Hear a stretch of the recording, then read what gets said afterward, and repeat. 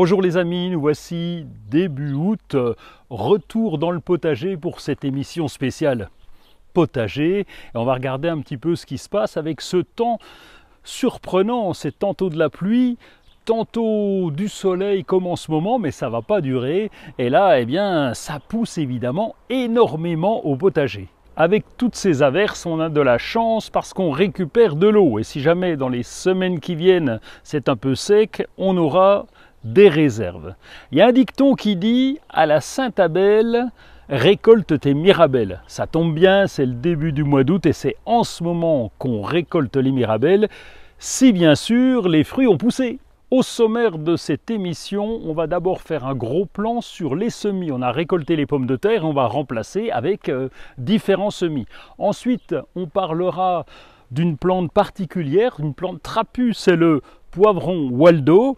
On ira ensuite sur la taille des courges en passant par une recette de tomates, de carpaccio de tomates, et on finira par la récolte des haricots. Sans oublier la monarde, une plante vivace en fleurs. Au mois d'août, on a commencé les récoltes, elles sont déjà bien entamées, c'est le cas d'ailleurs pour les pommes de terre et les légumes racines.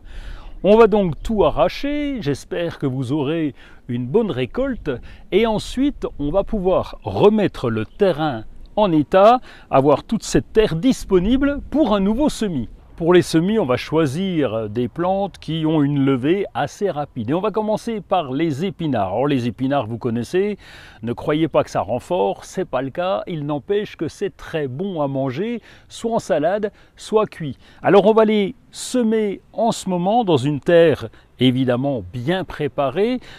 Leurs semis vont commencer à pousser et la plante va se développer. On pourra les récolter soit lorsqu'ils seront très jeunes pour les rajouter à des salades, soit on pourra les laisser puisqu'il est capable, en tout cas l'épinard d'hiver, de se développer une partie de la saison.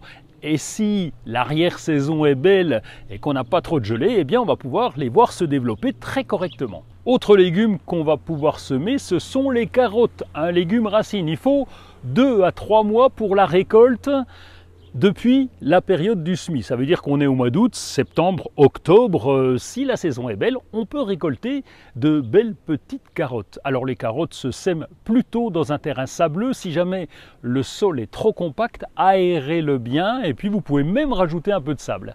Un classique aussi de ces semis tardifs, ce sont les salades, les feuilles de chêne ou même la cressonnette marocaine qui pousse relativement rapidement. En une quinzaine de jours, vous avez déjà des petites feuilles. On va donc pouvoir les semer et puis, petit truc, laisser pousser comme les cressonnettes marocaines, laissez-les pousser jusqu'à la floraison, jusqu'à la graine. Comme ça, vous pourrez les récupérer et recommencer l'an prochain. Quand on a un carré potager comme celui-là, on va essayer de trouver des légumes assez compacts, assez trapus pour cultiver tout ce monde dans cette petite surface. Et c'est le cas de ce poivron qui s'appelle Waldo, W-A-L-D-O, c'est un nom assez simple à retenir, qui est très compact, qui pousse pas très haut, environ 50 cm de haut, et qui fait des fruits très charnus. Alors ils ont une couleur un peu ivoire, le fruit ne se développe pas énormément, mais il y en a beaucoup sur la plante. Et un autre avantage de ce poivron Waldo, c'est qu'il est résistant au virus de la mosaïque qui a tendance à attaquer les poivrons et contre elle il n'y a rien à faire, donc autant profiter.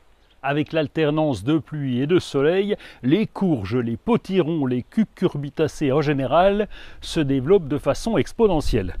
Alors, pour limiter leur croissance, eh bien, on va compter à peu près 2 fruits par pouce, puisque un plant de courge ou de potiron ne peut donner au maximum que 6 fruits par pied.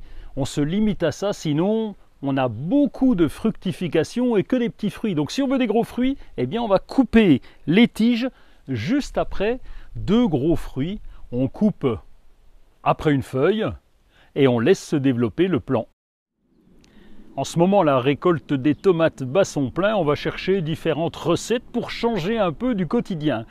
Et dans ces recettes, eh bien, je vous propose le carpaccio de tomates avec la variété as de cœur. Pourquoi as de cœur? Tout simplement parce que sa chair est très ferme, elle se découpe très facilement.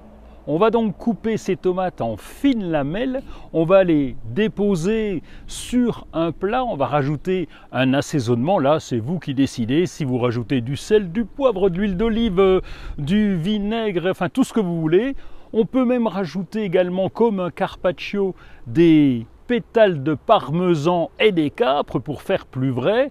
C'est à consommer en entrée. C'est très frais. Pour que ça soit encore plus frais, eh bien vous pouvez récolter les tomates juste avant le repas et puis rajouter quelques feuilles de basilic, c'est sympa aussi. Monarda didima, c'est la monarde et c'est une plante qui, comme vous pouvez le constater, est mellifère. Elle attire les insectes pollinisateurs. Elle est vivace, donc elle va repousser chaque année. Elle est résistante au froid et à la sécheresse. Elle va tenir jusqu'à moins 20 degrés environ et ses fleurs et ses feuilles sont comestibles. Les fleurs fraîches servent de condiment pour les salades. On peut aussi en rajouter dans la viande, dans le poisson. Et avec ces feuilles, eh bien, on va faire des infusions. Elle fait partie de la famille des Lamiacées, comme les menthes ou le basilic. Et sa culture est simple. Vous avez juste à couper les tiges lorsqu'elles seront sèches en automne ou au printemps prochain. Nous sommes en pleine période de récolte des haricots. Alors c'est pas très compliqué, on les récolte quand ils ont 10 à 12 cm de longueur, ça dépend des variétés évidemment, parce qu'on peut avoir des haricots tout verts et des haricots beurre qui sont tout jaunes, on voit bien la différence. En tout cas la récolte est identique, on va récolter à peu près pendant 3 semaines et on y vient tous les 4 jours parce que ça repousse. Lorsqu'on va arracher les haricots, on va plutôt couper avec un ciseau ou un sécateur, tout simplement pour ne pas abîmer les bouquets de fleurs. Les bouquets de fleurs sont importants, c'est eux qui vont redonner des haricots par la suite. Donc si on arrache, on risque d'abîmer les fleurs, ça serait dommage. Respectez bien la bonne longueur, parce que si vous attendez trop, vos haricots vont faire des fils et c'est pas très bon à manger. Vous l'aurez compris, le mois d'août, c'est le plein boom du potager. Non seulement il faut surveiller les insectes, les maladies, les limaces qui sont bien présentes avec ce temps humide, mais il y a aussi toutes les récoltes et les transformations. Donc on ne comprend même pas que vous puissiez partir en vacances à cette période alors qu'il y a tellement de choses à faire dans le potager. Bon, si ce n'est pas fait, bonnes vacances quand même.